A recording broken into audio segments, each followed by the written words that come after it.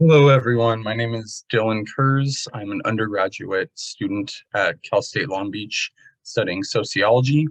I'd like to welcome you to the future, welcome you to the Past, Present, and Future of Incarceration, a webinar series by the Center for Restorative Justice Works and AKD, a sociological honors association. I'd like to thank you for being with us here today for this three-part series to support the Center for Restorative Justice. Center for Restorative Justice is a nonprofit organization committed to promoting a more just and equitable criminal justice system. It works through education, advocacy, and community-based programs to support individuals and families affected by the criminal justice system and promote criminal justice reform. This webinar series, in collaboration with the AKD Society, aims to explore the history of incarceration and its impact on communities, as well as to promote a conversation about the path towards a more restorative and equitable criminal justice system. AKD, their purpose is to seek to acknowledge and promote excellence in the scholarship in the study of sociology, the research of social problems, and such other social and intellectual activities as will lead to the improvement in the human condition. Alpha Kappa Delta is a non-secret, democratic, international society of scholars dedicated to the ideal of Anthropon Katamantian Diakosian. I'm sorry, that translates into to investigate humanity for the purpose of service. Their ideals embody the philosophy of the Center for Restorative Justice and its service to incarcerated families. I'd like to introduce our other moderators. In addition to me, we have Jeanette Avina monitoring the chat and giving you the conclusion to today's seminar, and Isabel Ramirez Flores. She's going to introduce the panelists and ask questions for the Q&A. I'd like to pass it on to you, Jeanette. Good afternoon, everyone. I'm going to start by introducing Catherine Maldonado Favela. Catherine Maldonado Favela is a mother of three from Southern Central Los Angeles and a doctorate candidate in the Department of Sociology at the University of Santa Barbara. Her research interests include medical sociology, inequalities, critical criminology, and visual methodology. She earned her bachelor's degree in Chicano-Chicana studies at the University of Los Angeles and received her master's degree in sociology at UC Riverside. The current work she examines the experiences of Latina Chicana mothers in the carceral system, specifically the child welfare system and mental health. Her research has been funded and recognized by fellowships and grants, including Ford Fellowship, Society of the Study of Social Problems, Abolitionist Teaching Network Grant, Women's Health, Gender and Empowerment Grant, along with others. Catherine's research has been published in the Journal of Critical Criminology, Aztlán Journal of Chicano-Chicana Studies, as well as multiple books and chapters. I'll pass it along to Isabella now. Catherine, thank you so much for being here. We truly appreciate it. And I'll definitely set up the screen so you can present today.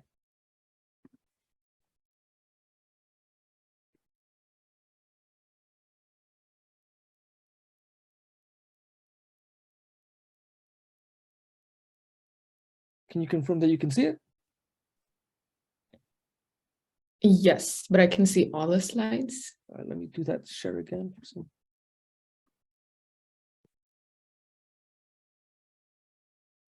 All right, that should work, right?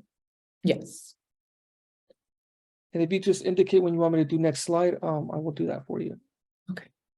All right. So hi, everyone. My name is Catherine. It's a pleasure to be here and be of support of this amazing work going on among other amazing scholars and academics who have personal experiences with this topic that we're talking about today.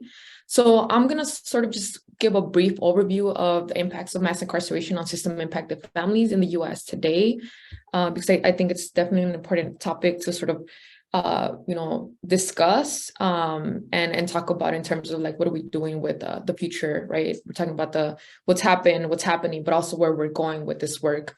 So I identify as a system impacted Chicana myself, right? I've as a little girl, I used to sleep over with my uncles in the visitation processes in Mexico when they were locked up in Sinaloa. So we would sleep over as a family. So I knew as a little girl what it was like to be in there and actually experience firsthand, right? Like what were they going through, right? Emotionally, right?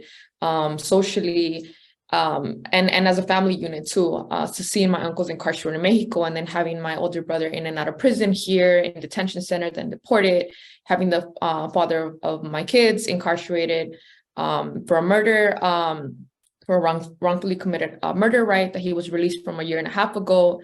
And then, you know, just growing up around that context, I have sort of a lot of different sort of perspectives on what it does to the family unit and how important it is to unpack that. So I'm just going to be sort of going through that a little bit today. You can go next. So Michelle Alexander, who's a prominent scholar of, you know, mass incarceration, talks about mass incarceration. She refers to it as not only the criminal justice system, but also the larger web of laws, rules, policies, and customs that control those labeled criminals, both in and out of prison.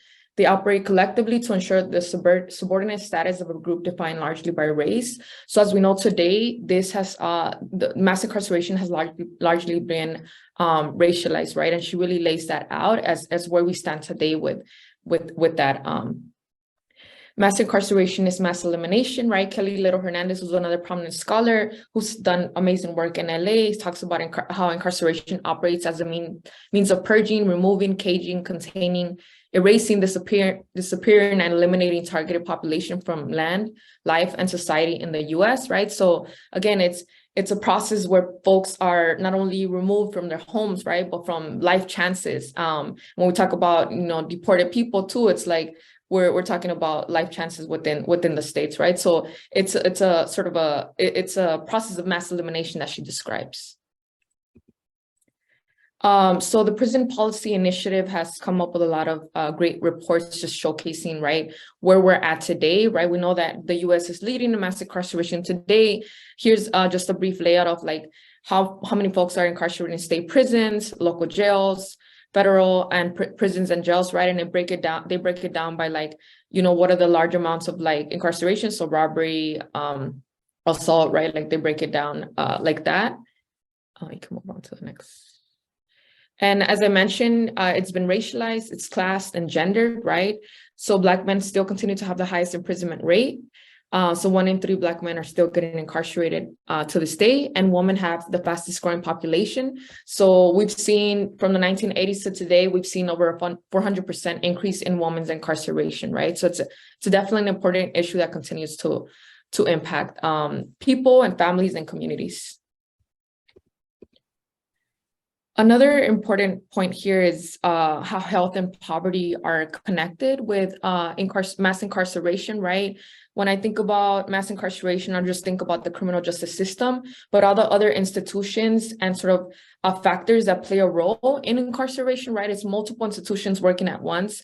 And so health, not only the conditions of health that people go in, but what happens while you're incarcerated and the impacts that it has, right? I've known folks who are in there having seizures and they fall off the third bunk bed and they break their nose, right? And so the neglect that's happening inside with not only the criminal justice system itself, but like how health staff is working among that as well, right? That's also important to note. And also just how, you know, you can touch the next point. How more than half of people incarcerated in prisons and jails in 2005, right, have a mental health problem compared to 11% of the population, right? So really looking at those differences, right? The population of folks who are incarcerated versus the general population, and also how 4.5 million people under supervision through probation or parole, over half are low income. So really taking into consideration how class, right, plays a role into this whole sort of social problem of like, who's getting targeted. And in this case, it's primarily also, you know, people who are low income. Formerly incarcerated people are 10 times more likely than the general public to lack a place they call home. So houselessness and homelessness is also another issue, right? And this is why a lot of this work is important, because it continues to be an issue where folks who, get incarcerated are already lacking, sort of the housing instability, but also when you get released, right? And what those long-term effects are from being low income when you're sort of navigating that reentry process.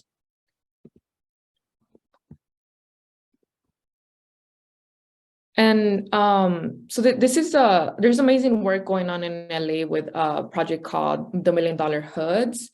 And, I was going to go ahead and click through it, but I'll just briefly sort of talk about it. Sorry. I'll just briefly, just talk about it. And going back to, how this is racialized, this is class, this is gendered, right?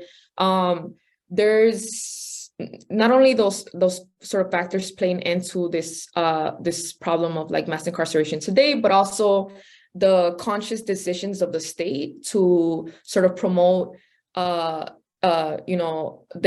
own resources into one direction versus the other. And so this project really documents how so many millions of dollars are being invested in particular communities. And so we just break down LA as a case study from the United States. We see how particular communities, primarily Black and Brown communities, there's a large investment, millions and millions of dollars that are being invested to incarcerated Black and Brown people, right? And so when you look through this map, and you can feel free to like check it out on your own time to just, compare and contrast the differences between like West LA, the investment of incarceration in West LA versus the investment in incarceration in East and West, and in the East side and the West side of South Central, which is the community that I'm from. And when you see that, right, Watts, East side and West side of South Central, you see that the highest rates are in those areas. And that's because there's a predominantly low income Black and Brown population there.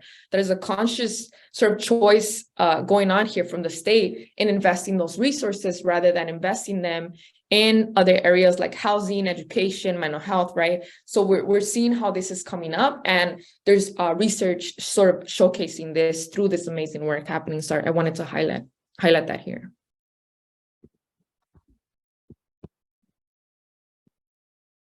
So again, the importance of understanding system impacted families and children, because when we think of mass incarceration, we know that it's a phenomenon that's, sort of impacting from like micro to like macro levels, right?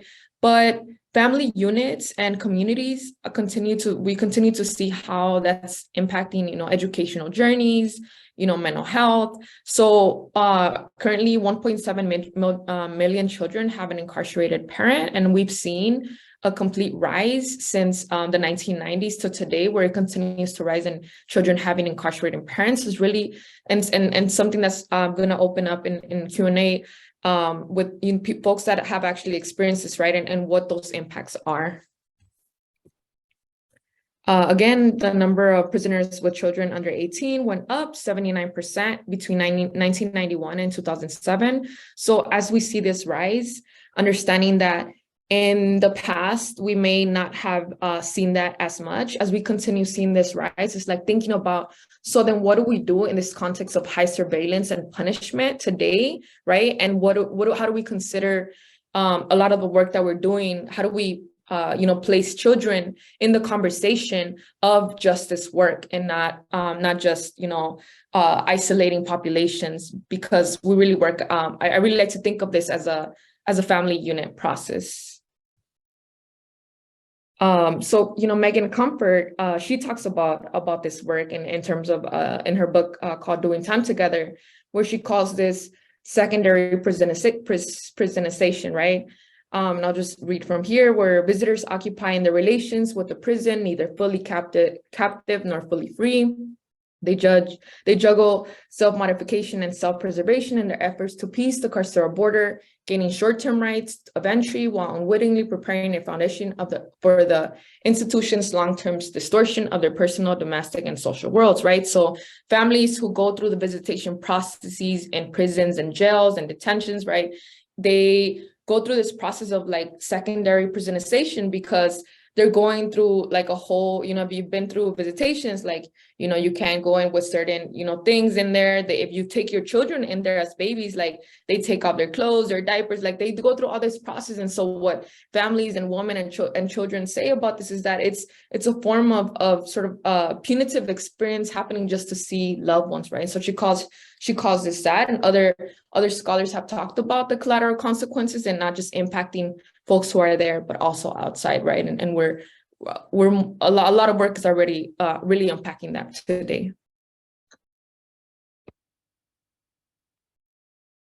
So again, viewing paternal incarceration as a family level process, right? Because it's really impacting family units. It's affecting children emotionally, developmentally, socially through trauma experience as a result of a parent-child separation. And so we're seeing the impacts of, in a time where we're seeing the impacts of family separation, understanding, again, all these other factors that are happening within this process of incarceration, right? Not just the pre sort of criminalization and surveillance, the during incarceration, but also the post, what happens after folks are released. It's a very important sort of thing to continue unpacking and understanding, not just with the criminal justice system, but institutionally, where educators, social workers, right? We all have an idea on how to support people who are in this process right now. So again, there's collateral consequences to families. What does the system of incarceration do to families?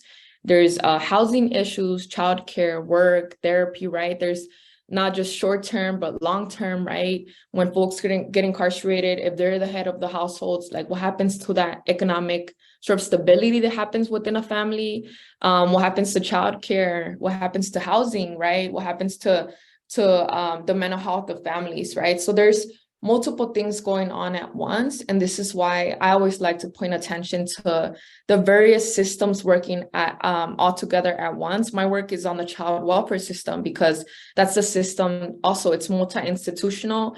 It's working with schools, it's working with hospitals, right? It's working with police, right? So how does all of that impact the future of children if they're constantly interacting with institutions, right? So there's collateral consequences of the system. And this is why it's important to continue sort of unpacking how all these dimensions and mechanisms are sort of impacting families across the life course, right? Not just immediate effects, but across the life course. Because I'm proud of this. And so it wasn't on purpose. if you can play the video. So sorry, before, just quick note, this is a video of my kid's father who was released a year and a half ago. He was, he was gonna face 35 to life. And the jury, said not guilty. So he was released after a 4-year sentence, being incarcerated for 4 years. And so obviously this was a beautiful moment for my kids and family members, right? But just want to point to the continuous sort of effects that we've experienced emotionally, socially, right? Like it's been a really hard process to really unpack what happened while he was inside and when he came out. And so when he came out, so I just want to leave it with this video on a positive note on what freedom does to families, but also to continue thinking about, how this is long-term work. It doesn't stop at release. It's continuous work. And so I'll leave it there. It is the only thing that makes us feel alive. We keep this love in a photograph. We make these memories for ourselves, where our eyes are never closing, hearts are never broken, time's forever frozen still. So you can keep me inside the pocket of your ripped jeans, holding me closer till our eyes meet. You won't. Did it freeze? So I'll leave it there and happy to further answer questions in Q&A. Thank you. Thank you so much, Catherine, for that introduction. Moving on to our Q&A session, I'm going to be introducing the other panelists. First off, we have Ryan Flacco-Rising, a PhD student at UC Irvine and a formerly incarcerated individual. Ryan is a researcher focused on creating pathways for formerly incarcerated individuals into higher education. He draws on his personal experience as a formerly incarcerated student to develop tangible findings and methods to best serve this demographic's needs. Ryan founded the Gaucho Undergrad Scholars Program at the University of California, Santa Barbara, and he played a key role in expanding the undergrad scholars programs nationwide. His work has earned him prestigious awards, including the Michael D. Young Engaged Scholars Award. Ryan's writing has been published in various newspapers and in the book Reclaiming Our Stories. He has developed a theory called organic leadership that shows how formerly incarcerated individuals can produce new solutions and create sustainable pathways that uplift entire communities. Our next panelist is Diana Greer, program assistant at Project Rebound and someone who's been impacted by incarceration. Diana Greer is the program assistant for Project Rebound. She was born and raised in South Central Los Angeles. She's a proud first-generation student who is breaking generational curses in her family and community that have been affected by the school-to-prison pipeline and mass incarceration. She's attended Cal State Fullerton, where she received her BA in English with a minor in Chicano Studies. Thereafter, she attended USC, where she received her master's in educational counseling. Her goal is to obtain a doctoral degree in education so she can continue her research on the children of incarcerated parents while teaching inside prison and juvenile halls. When Diana was a few weeks old, both of her parents became incarcerated. Their recidivism lasted throughout her lifespan. Through the power of education, she was able to liberate both her parents and end their recidivism. Both her parents are now college graduates ready to transfer to university, and she hopes to continue helping formerly incarcerated students accomplish their career and college goals. Our last panelist is Daniel Barcel, incarcerated for 9 1/5 years. He received a bachelor's degree in business during his business term. He's now currently a graduate student at Cal State Long Beach, married with 3 kids. His son is about to graduate from UCR this spring. He is also the DOR liaison with Project Rebound at Cal State Long Beach, in addition to owning and operating his own consulting business company. So our first question is for Ryan and Daniel. As formerly incarcerated individuals, can you share how your experience of incarceration, including the challenges you faced and how it impacted your life and relationships? Paco,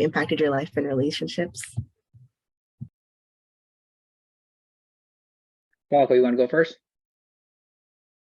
Sure. So for me, man, I've been locked up predominantly my whole life. So since the age of 12 years old, in and out. And then my last stretch, I did 7 years. And man, it's really impacted me a lot. Like, what was spoke on inside, the presentation, it really just brought a lot of emotions up within me, because the impact that of my mom, my dad, the impact of my family, and then most of all, like the impact that it's had on my kids. My son was born 2 months after I went to prison on my last term.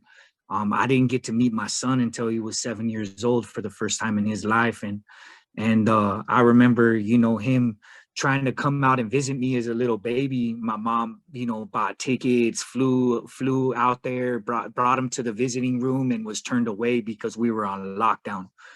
So these were different things that, were experienced that really hindered my relationships with my family, my kids. And so for me, like, I'm very institutionalized.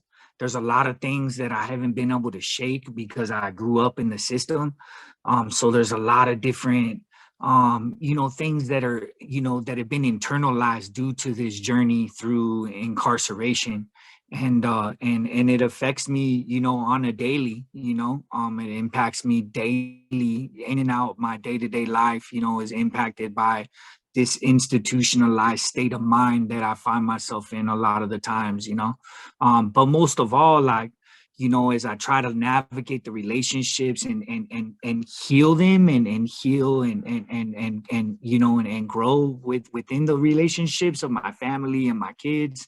It's a struggle, it's a struggle. And there's always that, that in the back of my mind, like, man, are they going to show up and take me away again? And it's kind of like always stuck in the back of my mind. Don't matter if I'm in a PhD program. It don't matter, what I'm doing positive for my community. I've been ripped away from my community so much that, I kind of keep that in the back of my mind. So yeah, there's a lot of components to it that are moving. But that's a little bit of that, question right there. For me, it was a wild experience. It was completely turning my life upside down. First time being in cuffs, first time in county jail, first time in prison. For me, I was incarcerated for 9.5 years, 2.5 in LA County, School of Hard Knocks right there, and then got shipped to prison for 7. So it was wild for myself. First time being around gang members, drug addicts, domestic violence offenders. First time just being like in that area and in that population, and it was mind-boggling. But it did a lot to my mindset. It changed my mind on a lot of things because I was a jerk prior to my arrest. I was out there in Orange County, Huntington Beach, doing a lot of activity in the business realm, and I look back and I was just an ass, and then when you get put into a box like I was, your mind decides and looks back and changes a whole lot looking forward. And it really made me to a better person, to be honest with you. That's the real silver lining and the positive spin on it, that my outlook on life is completely changed. I help a lot of people now that are in my space. I'm of service, I received another bachelor's degree while I was incarcerated. I'm a student at Long Beach State in the MBA program. So it was pretty like a crazy experience. I have 3 kids, and my son, thank God, he stayed on track and he listened to his father, and he's graduating this spring at UCR with a business degree. My girls are in one's in 8th grade and one's in 10th grade, so straight A students.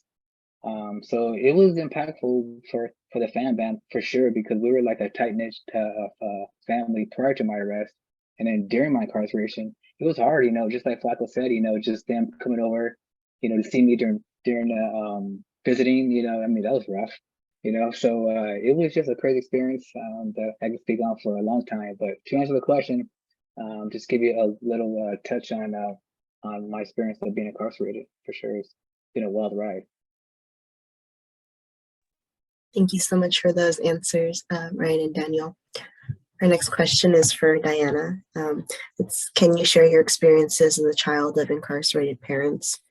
How did that impact your life? And given your current work, what supportive systems can be put in place to support families for incarcerated individuals? Okay, thank you. And I just wanted to say hello, everyone. It is an honor to be with you all here today. You all are so amazing. And to answer the question, it was really hard. At a young age, I had to learn how to accept that my parents could be there in spirit, and we can somehow be a family in spirit, even though they were both incarcerated, unable to speak to each other, and we were unable to see each other. So I think that was the hard part.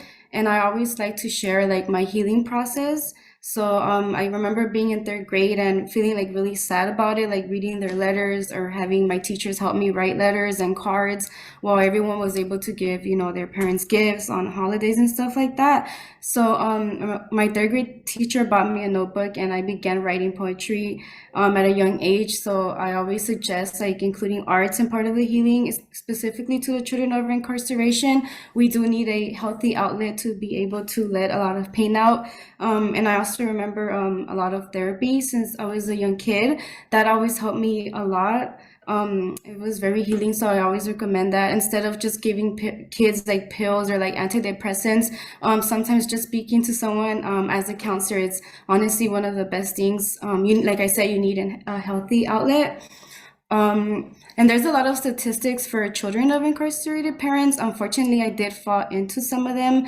I did become a teen mom at the age of 18, and I was also a survivor and victim of sexual abuse because my parents were not around. So that made it really hard to trust growing up, like building relationships and rapport with people, especially like even in your own family, made me realize it's sometimes hard to trust. So a lot of my research focuses on like ways of teaching children to be able to speak up. I do it through poetry with my daughter. We talk about like sexual consent through poetry, and that's kind of like my way of teaching people.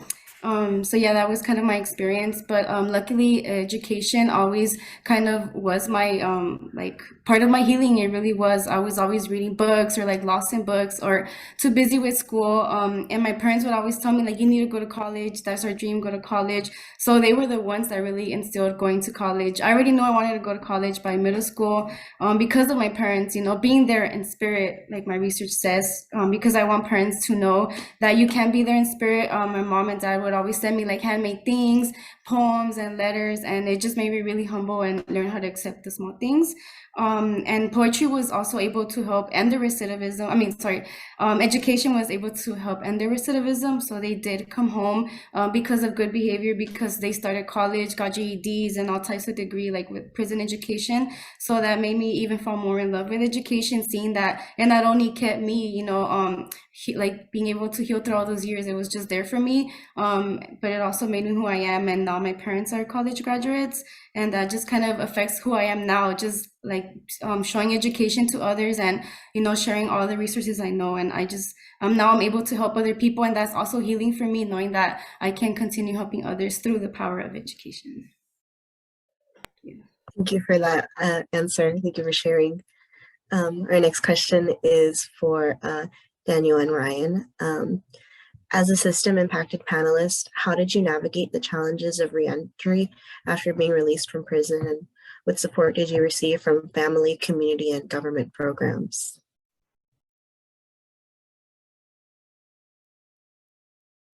I'll go. Well, the challenges coming out from prison, I mean, there's a bunch of them, right? There's a ton of them, I would say. But for me, it was, I kind of had a plan already like in place prior to my release. I was gonna enroll in graduate school, and then I was gonna hopefully get accepted, which I did, thank God. And then I'm on parole, and then I'm gonna drop my parole as soon as I can.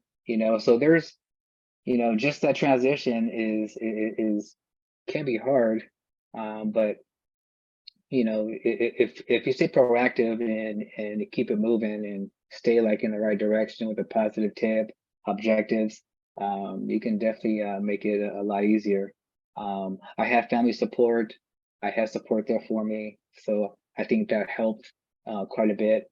My family was intact when I got released, so that helped.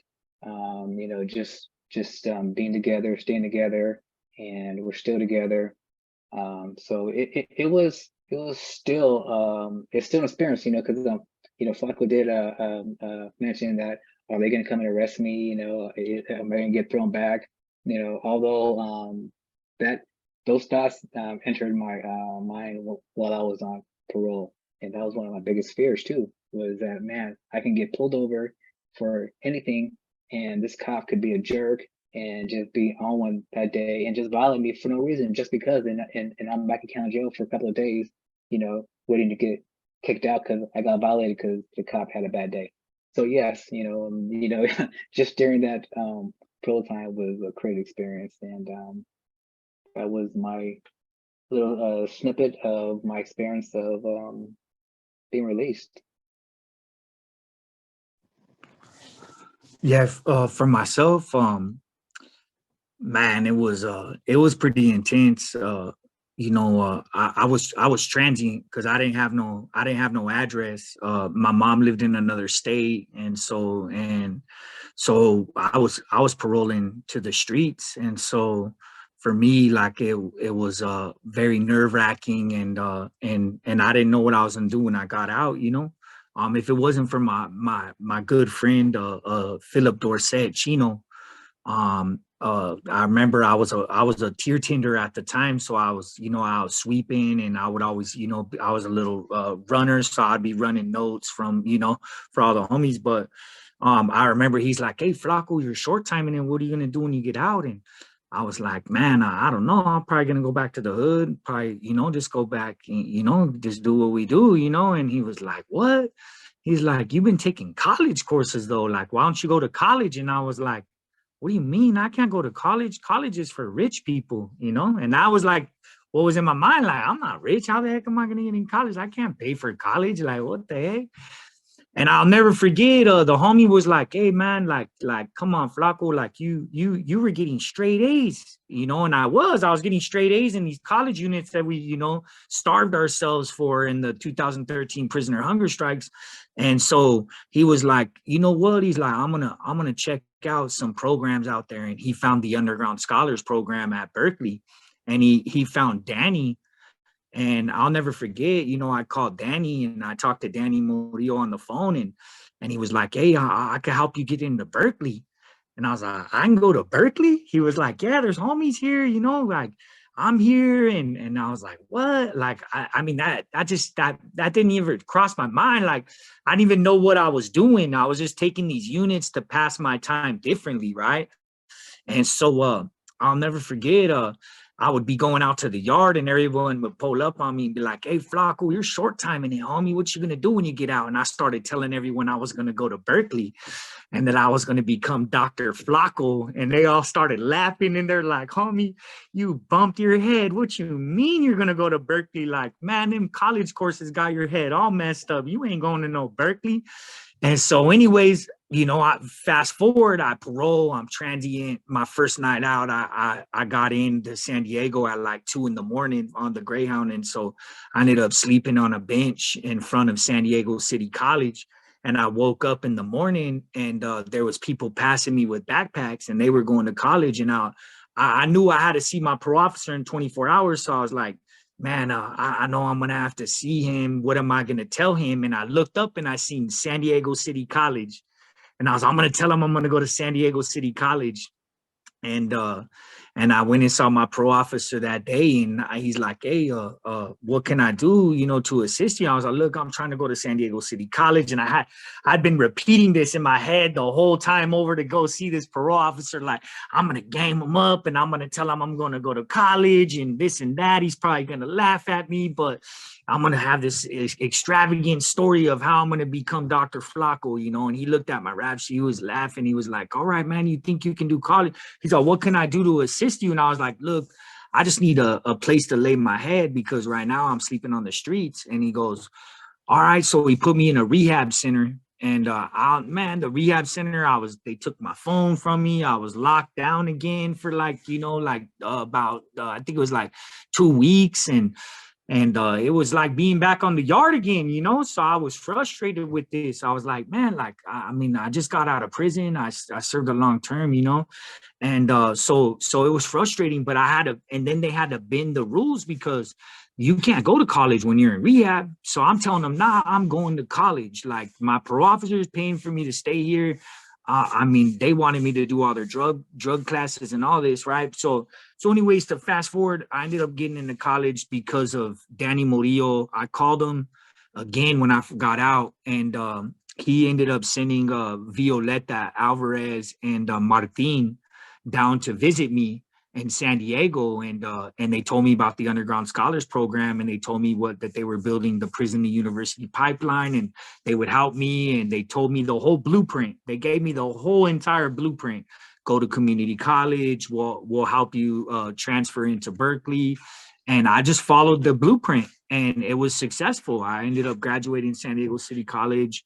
I ended up, getting accepted into Berkeley, and I got to deny Berkeley and go to UC Santa Barbara because UC Santa Barbara didn't have a program for formerly incarcerated students. So I was like, look, and I'm getting all this training from Berkeley Underground Scholars, so why not parachute into UCSB and set up an Underground Scholars program there? And so I went that route, and it was hard and it was rough. But so my reentry, the greatest part of my reentry was higher education became that vehicle to give me the upward mobility that then reunited me with my kids. So at first I was homeless and I was transient, and I used higher education as like this tool to help elevate me and help climb. And now I'm happy to say that I got my kids back with me, and I'm building my relationship with my kids. I'm married. I got my wife. I found my partner. And higher education was that agency, but most of all, Underground Scholars was that agency that gave me the tools and the leadership development and all these different skill sets to help me overcome every obstacle that I faced along this journey. So yeah, that was my reentry journey. Thank you. And really quick, I want to add that he is going to be Dr. Flaco, and he is a PhD student at UCI. Don't forget that part. Yeah, my homies are tripping. They laugh about it because a lot of my homies, and what's crazy is one of my homies, he just got out. He was supposed to be doing 57 years, but he got out because we changed the policy around aiding and abetting. So they just let him out, and he's tripping like, dang, you are going to be Dr. Flaco. So they say that my palabra is golden. They're like, Flaco's palabra is golden. Everything he says, he does. And so, yeah.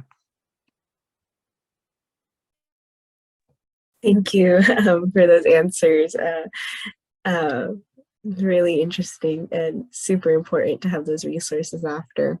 Our next question is for Diana, Daniel, and Ryan. How did your experience of incarceration impact your relationships with your children and other family members?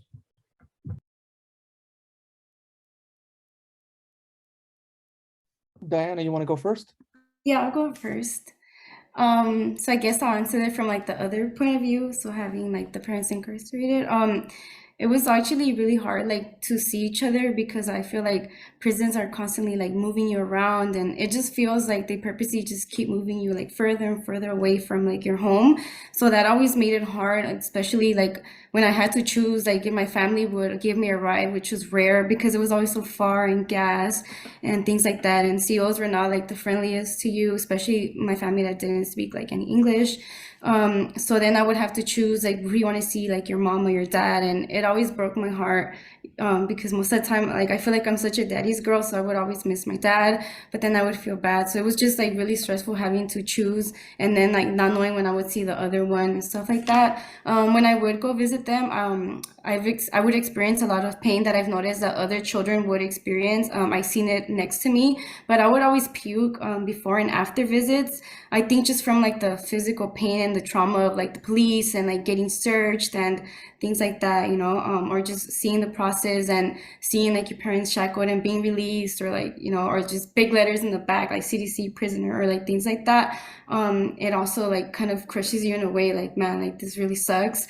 And it was even harder when I was able to visit them, but because of like, they would get in trouble often in there. So sometimes we had to be separated by like that really dirty, thick glass that I used to hate so much, or those like crusty phones that you could barely hear anything, and it just really sucked.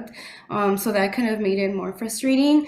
So to make up for that, I would always send like lots of pictures. We would send pictures to each other a lot, and I would always like send my report cards or any little test. I would always like take turns sending my mom like my spelling bee, my dad my math things, because I knew that made them happy, and it also gave them hope that one day they could come home and show off their grades to me and stuff like that. And we always talked about like them going to college. Like my mom always told me one day I want to change my life, and so did my dad. So I told him like playing around one day, like in middle school, I was like, I'm gonna be a college counselor. And you know, being from South Central, like we would always hear like the USC bands, and I'd be like, oh, I'm gonna go to USC. And they're like, no, only rich people go there. And I was like, nah, it's not true. Like I just gotta work harder, you know, and be more strategic about it. So I feel like when I did get in, that was very inspiring and motivating to them. And I feel like that's when they were just kind of like, okay, like, you know, and I was like, y'all got next, and they really did. So that was kind of like our plan. So that was really beautiful to be able to always talk about it in letters, and just keep my spirits up and their spirits up. And it gave us a lot of hope. And it was also hard, like financially, because I always wanted things, but you know, them being gone all the time. So it was actually ironic because I would actually send them packages. Like I remember getting allowances and things like that. Or I'd be like, Grandma, like if I get a good grade, can I get like $5, $10, you know, and send it to them. So you know, I took in that role of like, you know, at least if I have the chance to take care of them, I will. So we kind of had to switch roles around, but that was definitely hard. And just shows in my research why a lot of children of incarcerated parents and families do end up in the prison system. You know, because like there was times I even thought like, should I just go to Walmart and just like steal like things I need for my hair, like shampoo, like all my stuff, you know, and it would just be frustrating, like my grandma not having enough, you know, and not being able to have them. And my parents would apologize, and like they'll tell me like I'm working, like I get paid like $1 a day. So I would just tell them like just use that money to, you know, buy some stamps or buy some papers, and or like if you could do a phone call. So that was pretty hard as well. And then I think that also my research showed that having college counselors in schools in elementary was very critical, because I had a lot of like I had one college counselor, and I was in a program called AVID. So I felt like that really kept me away from like things like, you know, people around me like doing drugs or gang banging culture and things like that. So the college counselors would like check in on me specifically because I would speak up, and I'll tell them like, oh, my parents can't come to parent conference, like, you know, they're in prison or they're in jail. So I think it's important to highlight these children, because we do need more counseling. We do need therapy. There was no therapist ever in any of the schools I attended in LAUSD, so I always had to sometimes pay out of pocket. So I think that would really help our schools a lot. And also like art programs, because I remember I was in after school programs, and I was in all types of art programs. So I always feel like, you know, just art makes a huge difference.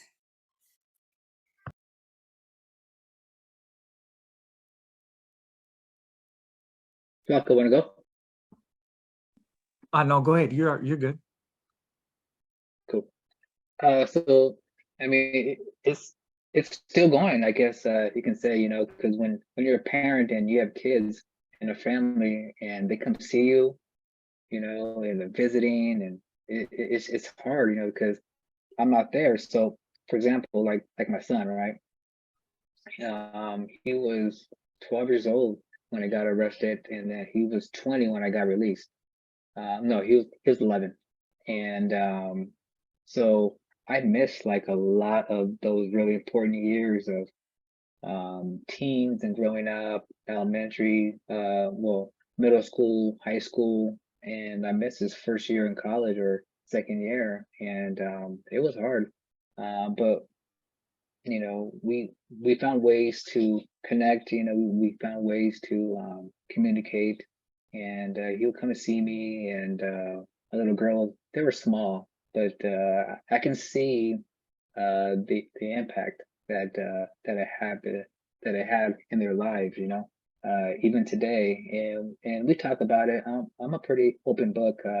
Manny knows me pretty good, and I have no problem talking about anything. And my kids are the same way. You know, what I mean, I pull it out of them, but I was just happy that you know, we still remain together, and they can feel the, you know, they're able to tell me their feelings and their thoughts, because I asked them like the hard questions, kind of like these questions today, where I asked them, hey, you know, so how did it feel to come and see me? You know, well, I was in a cage, you know, there's barbed wire like everywhere, and these cops staring at you, and then you go through these metal detectors and all this crazy stuff. Like, you know, I asked them those questions, and they're uncomfortable, you know, for them because they're younger. And you know, they answer it, and so it was a wild experience, and it's still continuing now. I think, you know, this life impacting type of a thing that happens to people like ourselves, formerly incarcerated, and our families, I think is a lifelong type of a conversation, I would say. So, Rocco, you up?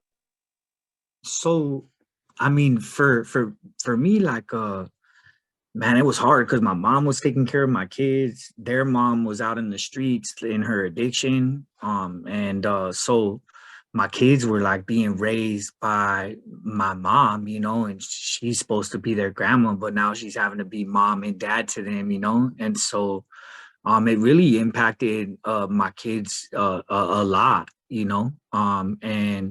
And so, you know, I had to raise my children from a prison phone, you know, and so, you know, it was a 15-minute phone call where, you know, we were rudely interrupted. This call is being monitored and recorded. Hey, you're at a California Department Correction facility. Like, you know, this is how I had to raise my kids. Like, my kids were like, "What? Who is that?" Like, chiming in on the call, you know, like, what's going on here? Like, you know, so my kids are, you know, and for me, it's like, what are they implanting in my kids' mind? You know what I'm saying? To put this recording on there, right? Like, and so, you know, and then my mom, she tried to come visit me, and she lived in a whole nother state. So she spent all this money and didn't even get to come in and see me. And I'll never forget, like, I was sad and I was hurt. I didn't get to meet my son. And I'll keep it real with you. I went on a mission. I was like, I signed up for the next mission. I was out of there. I went and you know, and I ended up, you know, catching more time because I ended up, you know, doing some dirt on the yard and hurt somebody really bad because I was so angry about it, you know.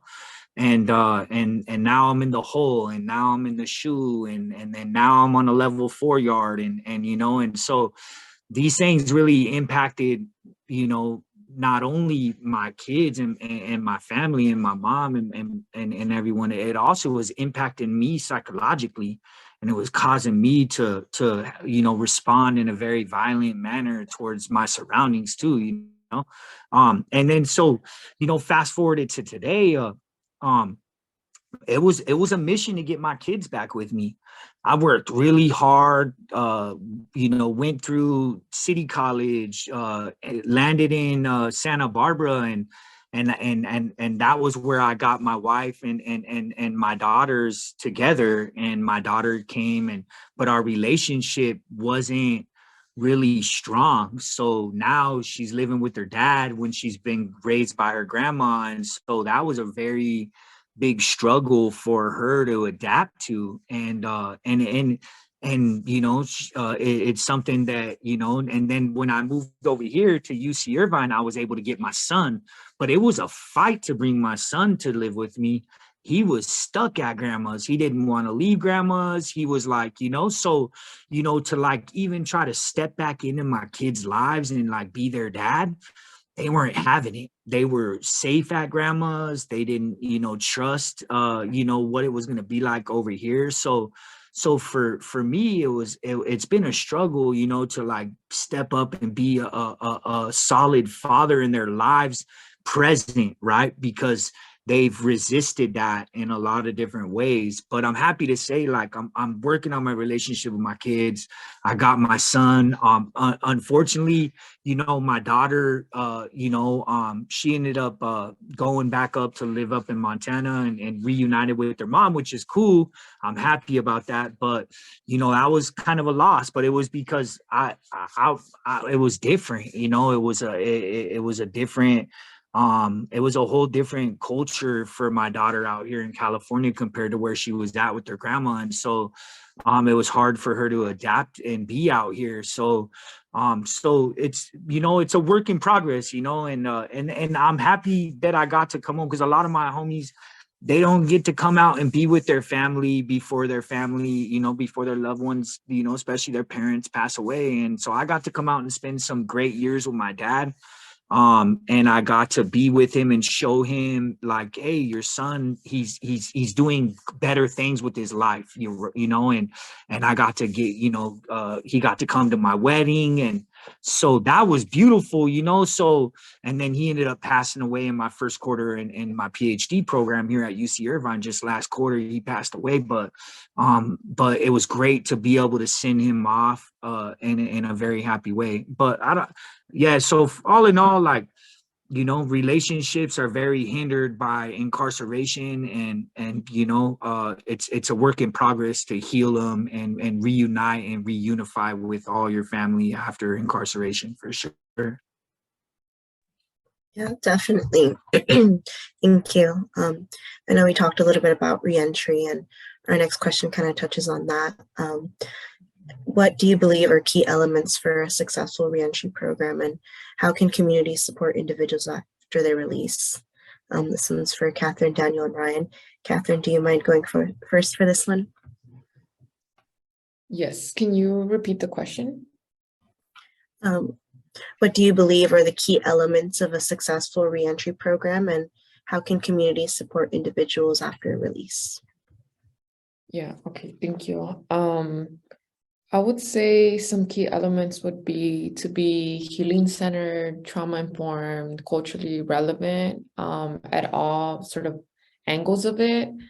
So definitely having programming that is, you know, relevant to like who's coming out, how are they coming out? You know, some folks are coming out with, you know, I've met folks who are coming out with severe heroin addictions. You know, other folks are coming out with, you know, other traumas related to violence. Some people are just like, I need to get to work. And so like, you know, it's just different angles that we need to be able to like support in that process and walk with them in that struggle. Really not just short term. I'm really big on like, you know, programs want to put all these bandages on people's lives, but it's like, what are we doing in the long term, right? So I think for programs to be successful in that process and communities to support that, like we really got to rely on each other, because a lot of the times there are some programming and then folks are like, you know what, I'm done with all these institutional stuff. Like I'm reaching out to family and homies and homegirls, right? So really relying on each other and like for folks that have been incarcerated, like, you know, really touching up on like what was helpful, what wasn't helpful, right? And for families, at the end of the day, it's like families end up taking the lead on that, like all the healing, I know I've taken time, like complete quarters off to just focus on like, all right, let's work through this, right? As a family, or let's go here and like, let's step away from like all of this that's going on, right? Because there's a lot of weight in that, but we need to really work collectively, right? If there are resources, especially like financial resources, tap into those, but also remember that there's a community out here who's, you know, who's been through the process, who's going through the process, and like really tapping into that, because like, you know, folks are saying it's a long-term process. And so I would say definitely just being healing centered, having the programming that's really, you know, opening pathways for people in the way that they'd like to move forward, right? Not everybody wants to work right away. Not everybody wants to go to school. Not everybody's ready for therapy. Not everybody, right? Everybody's walking a different struggle. And so really being open about that and critical about those pathways, because that's some of the things that I see.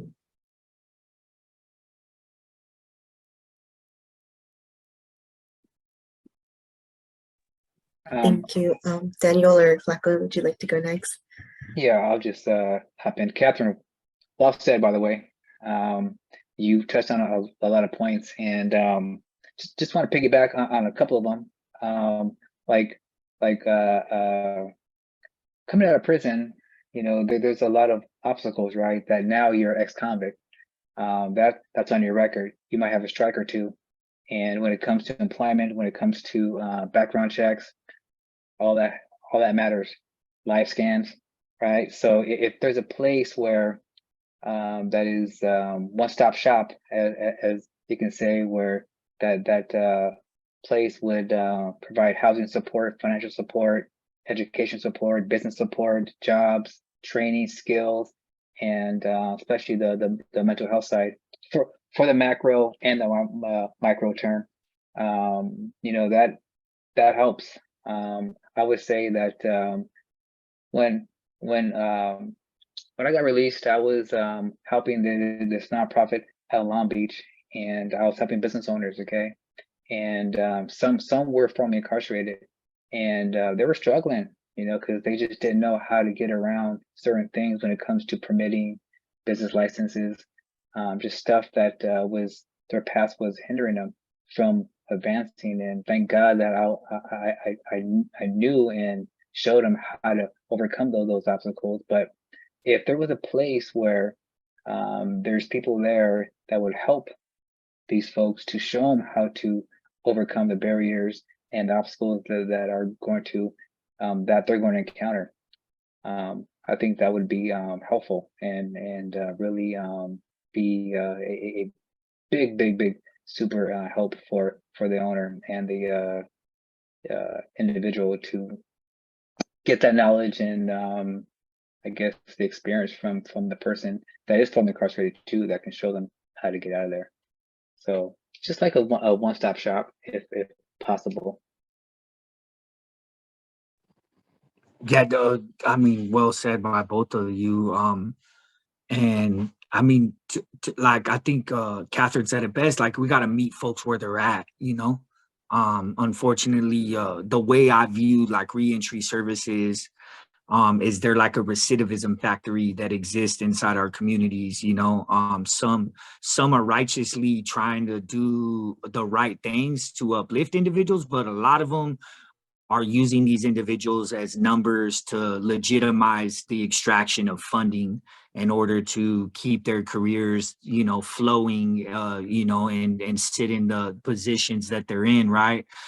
So, you know, they do the bare minimum for a lot of us that are coming home, and they just give us what they're, you know, able to give us, which is, you know, try to go as low as possible on that, you know, and so that one-stop shop would be critical, you know, because and in all reality, like a lot of the reentry services that have been are actually surveillance systems, you know, and so we go in there, they surveil us, they watch us.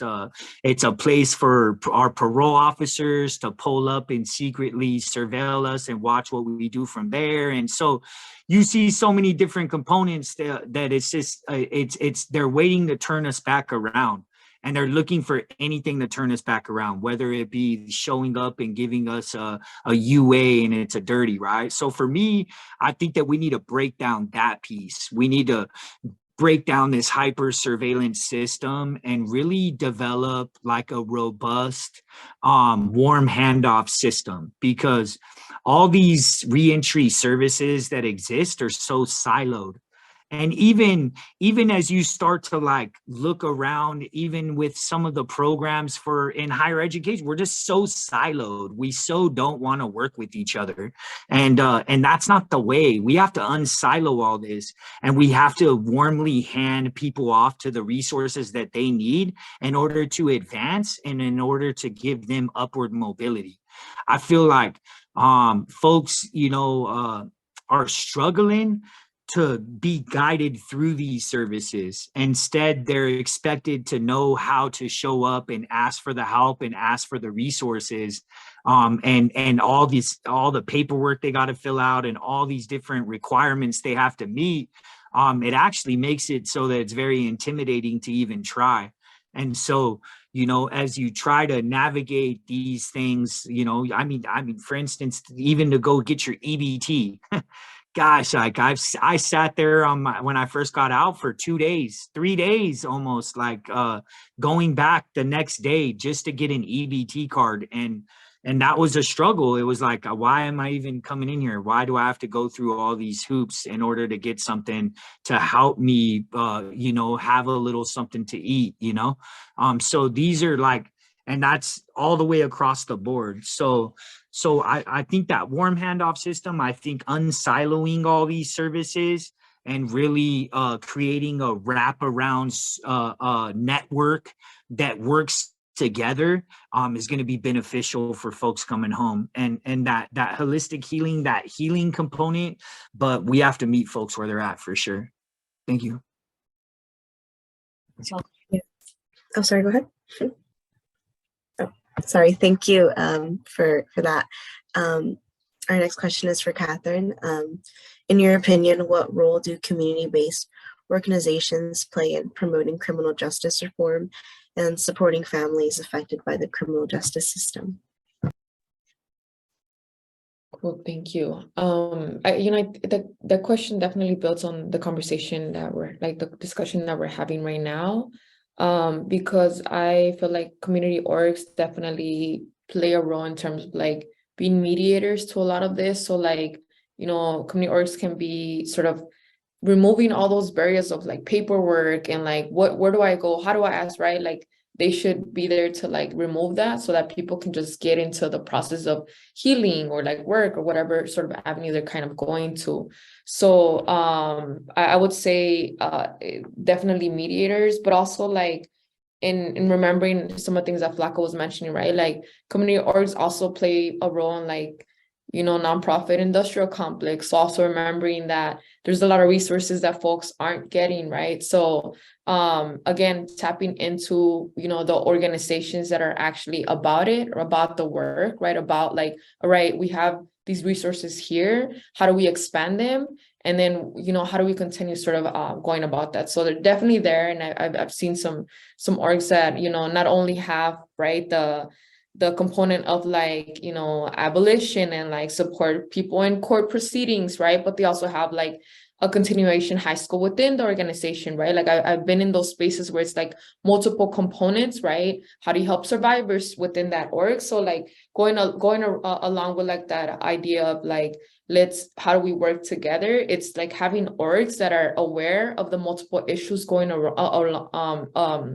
around within families and communities, right? So like if there's issues on, somebody getting released, if there's issues on like employment, right?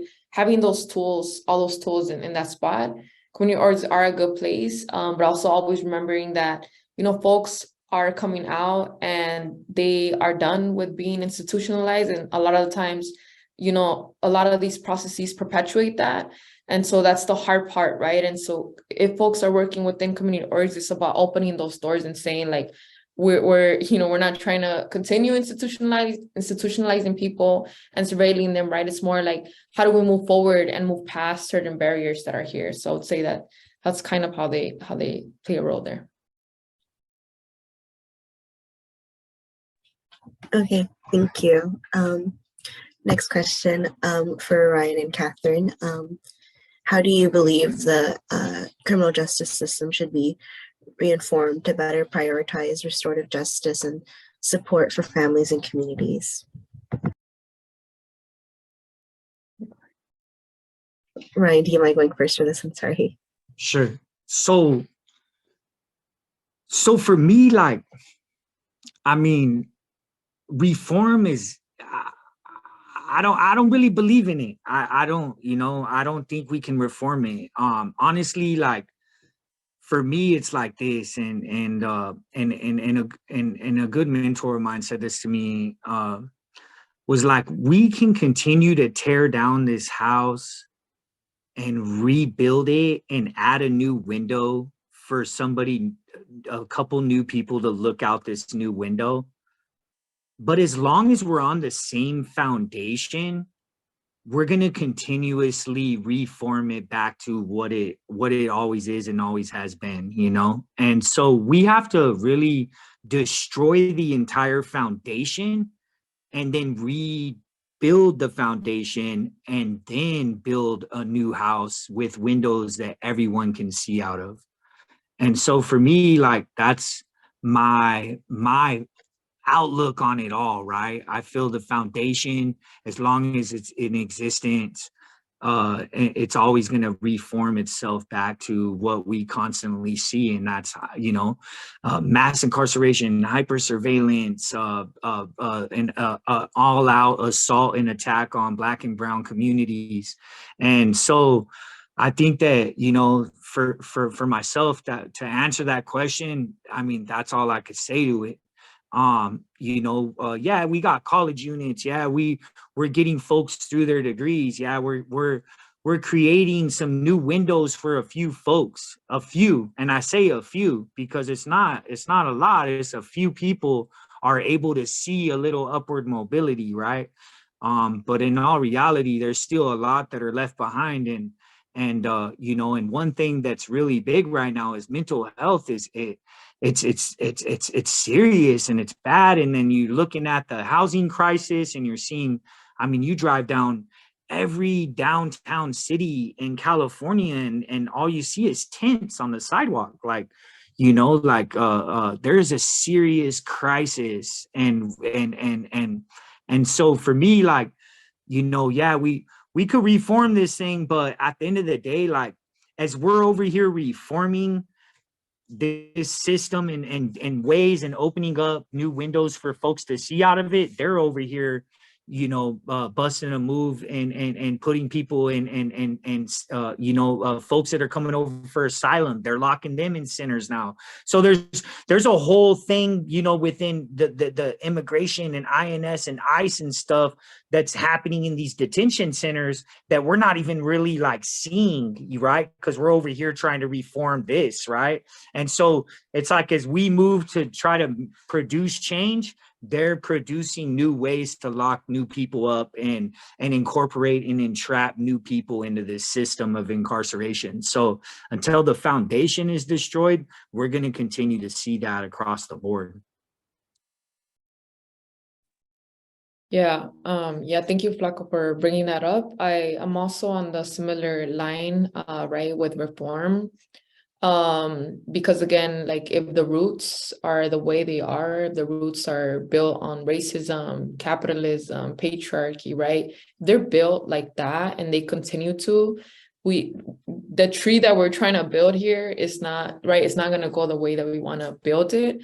So yeah, I'm all about like completely, you know, abolishing a system to really create one that's, you know, completely of healing for the crisis that we've been through intergenerationally.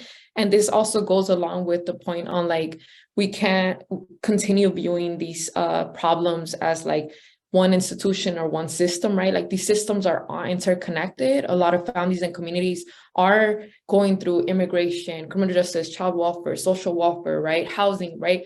And we need to like really open up to view it from that angle of like, the roots are rotting, have been rotting up for so many years and generations. And so now to really remove them, right? We need to remove them to really build something that's built on a foundation that's healing, right? That's centered on love, that's centered on like, you know, an anti-violence state, right? Like, so moving forward towards that, because otherwise we get into the cyclical system of trying to create something, and then it's like, we got this, we got that, right? Like, when do we ever sort of get together and say like, look, this is all a war zone that's happening. It's like a world crisis, right? I recently, well, last year I wrote an article called In and Out of Crisis for mothers.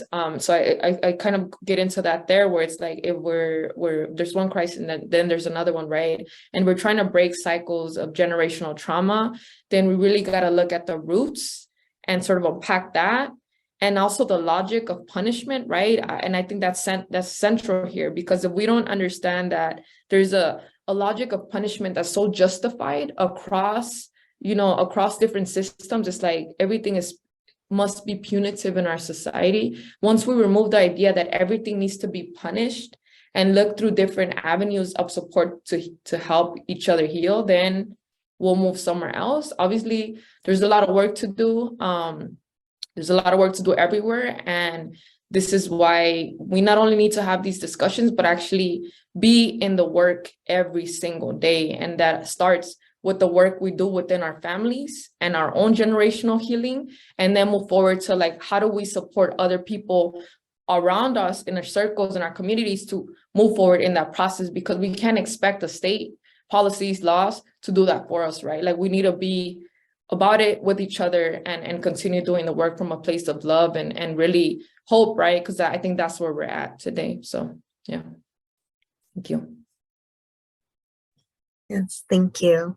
And our last question is going to be for Daniel and Ryan. How has your perspective changed from then to now? Is there any advice for those who have been in the system and have family, for those who are in and out? And Daniel, do you mind going first for this one? Yeah. Good question. Perspective has completely changed. Like I said, prior to my arrest, we can forget about it. I was a jerk. Going in, opening my eyes to a lot of things. I'm so happy. My mind is clear. Lots of empathy, compassion, and I really enjoy of being of service to my community, especially. But long as you're, you know, my advice to somebody that is incarcerated and that's going to be released is during incarceration, there's many things that you can do to stay busy. So I think Diane spoke on this. Diana said that education was her healing, right? And that was mine too. Actually, that's why I received a 4-year degree while I was locked up. You know, so I mean that was like my space of getting away from, you know, the headaches and the drama and just the mess and the chaos. You know, because that's what it is. Prison is chaos. It's barbaric. It's primitive. It's insane. I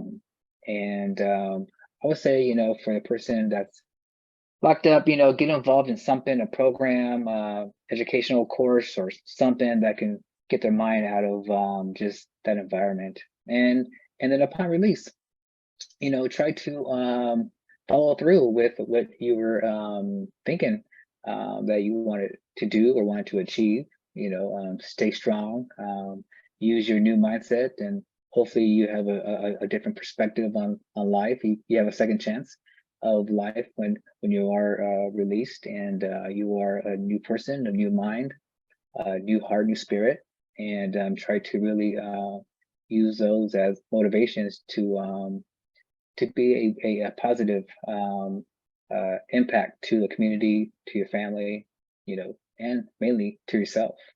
So I would give lots of encouragement and lots of positive direction, for sure. Yeah, no, good, well said. For myself, I mean, when I went in, I was very selfish. I had no respect whatsoever for myself and anyone around me. I lacked in so many different ways respect, and I lacked I lacked an understanding of what was going on in the world, right? I didn't really see what was happening, right? And so now coming out and you know, getting around professors that, you know, have raised my consciousness and have helped me see the world through this lens of, you know, of different theoretical frames and different theories and different things. I've been able to like unpack and see things in a very, very new way. And I see all the traps that exist.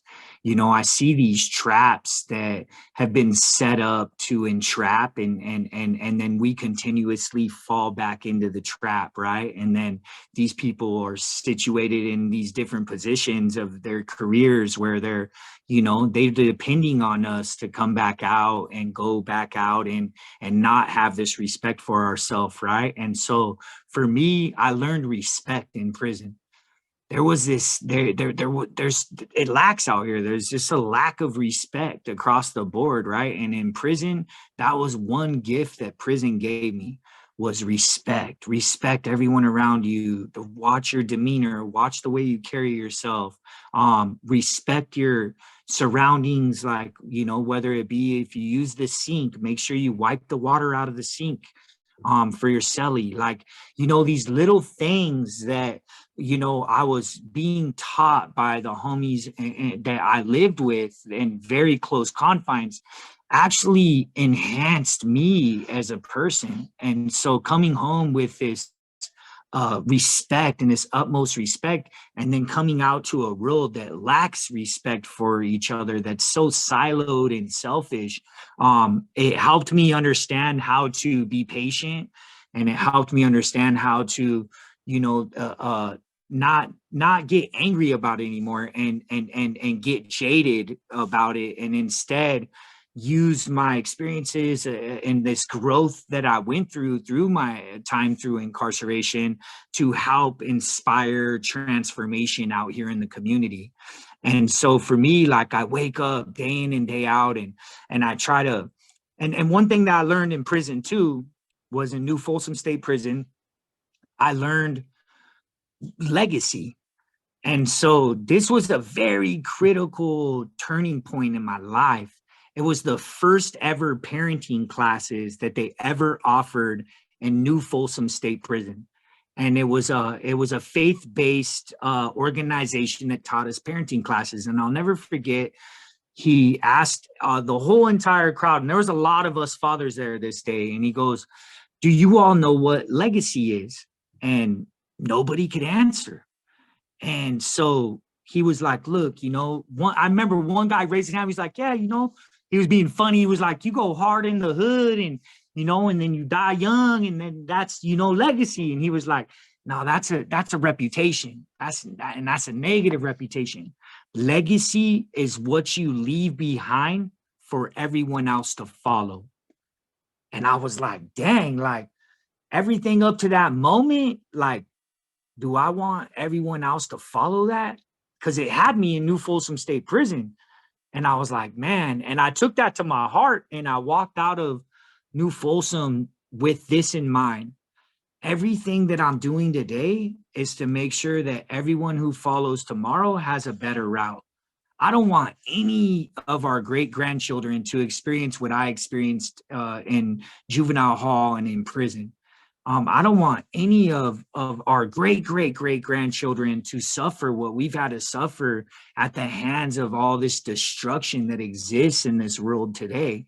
And so whatever I can do to help unwrite some of these things, or whether it be just showing up on a daily basis, and speaking up and pointing things out and holding folks accountable, then that's what I got to do until the death of me. Because I don't want to come back out and continue to legitimize this destruction and legitimize this system that's in place and continuously fall into the traps that they have set up that allow it to be legitimized to exist. And so I just encourage everyone, hey, build your legacy and build it so that our next generation of our children don't have to suffer mass incarceration, don't have to suffer hypercriminalization, don't have to suffer patriarchy, don't have to suffer all these disgusting things that we've all had to suffer up until this moment. Thank you. Thank you for that. That concludes our question and answer portion. I'm going to pass it over to Jeanette for our conclusion. Thank you, Isabel. Thank you, panelists. I wanted to extend our sincerest gratitude to all the panelists and moderators for participating in this webinar between AKD and the Center of Restorative Justice Works.